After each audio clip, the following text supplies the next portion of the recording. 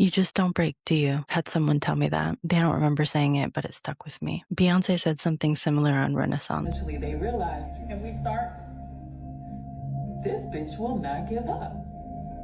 Same energy. You didn't break, but you may have been wounded over and over and over again. If you've chosen solitude at different points in your life to reconnect with yourself, then you know what I'm talking about. You may surprise yourself that you've made it through your toughest seasons in life. My question to you is, what is the first thing you think of when you hear you just don't break you? That's what this podcast is all about. Welcome to the introductory episode of Dear Mango Presents You Just Don't Break, Do You? I'm Mona Khalil. I'm true to this work, but I'm also new to this being podcasting. So also welcome to I'm figuring this out. I wanted to start a podcast for years before it became this hot off the press commodity. Now I'm prioritizing it, and I want to start by sharing a short story to give you a better idea of what this podcast is all about. Once upon a time, there was a girl who learned about pain before she learned about love. Every day, she had to prove her worth despite the pain, until one day she lost herself and what she had worked for. Because of that, she had to rebuild her life from the ground up. She ran into harmful people along the way, and it forced her to leave people and environments until finally she bet on herself.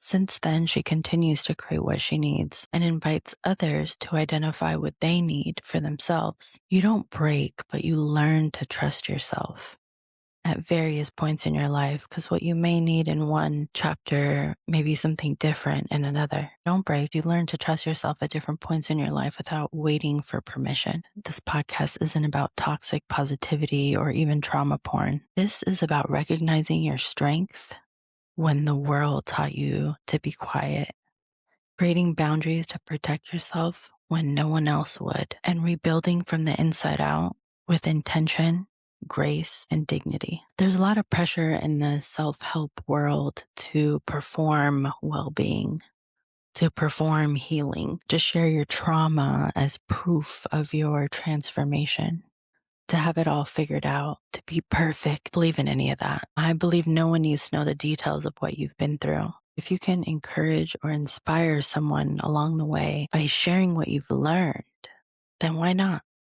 These episodes are meant to be full of personal and professional experiences, wisdom, and insights drawn from reflection, exploration, and experimentation, because we're all trying to figure it out. The transformation from performing worth to trusting yourself happens through a number of ways. One of many is reflective writing. Reflective writing isn't just about writing your feelings. Toni Morrison has a quote that talks about writing as a way of thinking. It's also a way to intentionally study yourself, understanding your patterns, questioning your assumptions, creating new possibilities, pen to paper. Erykah Badu has a quote on that as well. I created a study yourself practice that I work on with coaching clients. And it's what each episode of this podcast explores in different ways. Studying yourself leads to self-trust. And that's what I want to encourage more people to do. It's not a one-time thing. It's a practice. I've been doing my own internal work for decades. At a young age, I wanted more for myself than anyone could imagine. And along the way, I met obstacle after obstacle, as many of us do. This is for anyone who's survived while others believe you should have self-destructed. Or maybe you're figuring out what's next. You're not where you used to be. You're not who you used to be. And you want more for yourself. I'm going to use our time together to explore what it means not to break and to remind you that you are not alone. My path was not linear. Today I'm an entrepreneur and founder of Name Dipped in Mango. I rebuilt my career 3 times, Peace Corps and nonprofits in my 20s, where I taught myself a software and implemented it across the organization.